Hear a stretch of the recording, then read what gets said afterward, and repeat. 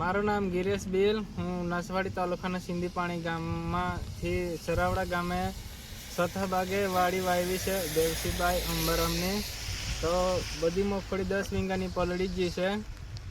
અમારી એવી માંગણી છે કે સરકાર અમને કાંઈક વળતર આપે ભાગ્યાને શેઠને. કેટલા દિવસથી મગફળી પલળે? 4-5 દિવસ થઈ ગયા. બધી ઉગી જ છે મગફળી ઉગી ગઈ.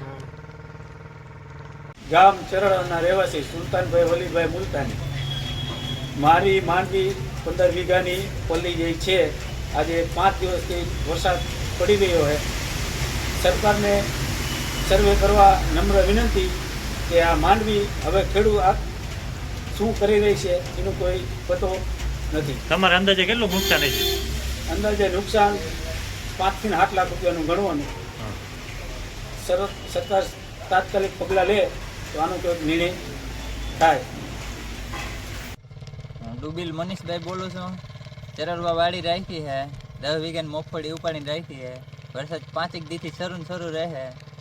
અમારી સરકારને વિનંતી છે કે કંઈક શેઠને ભાગ્યનું વળે એવું કંઈક સહાય આપે તો સારું છે. આના અગાઉના વરસાદમાં મગફળી પલળી હતી? વરસાદમાં 20 વીઘાની મગફળી પલળી ગઈ હતી. 20 વીઘા? હા, એમાં આવી કાળી મસ્ત થઈ ગઈ હતી. શું ભાવ આવ્યો તેને? એમાં 1150 એમ જડ્યા હતા. ગઈ સાલ કરતા આ વખતે ભાવ વધારે કે ઓછો? ઓછો છે. કેટલો ઓછો છે? 100-150 રૂપિયાનો ફેર પડ્યો છે ગઈ વખતે કરતા. 5 દિવસથી વરસાદ આવે અમારે મગફળી બગડી જાય. તારું નામ શું? રઘુભાઈ. વાડી કોની છે? વાળી જિગ્નેશભાઈની. કેટલા વીઘાની મગફળી પહેલી? 22 વીંગાની.